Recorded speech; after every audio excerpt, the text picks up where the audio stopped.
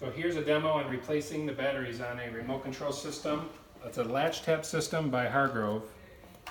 So if you find your remote isn't working and this light is coming on, there's also a battery you can replace in here once every year or two. It's an A23 12-volt battery. It's one of those little ones there. But more often, you have to replace the batteries in here, and it's 4 AA's. I just took one out to represent replacing the batteries.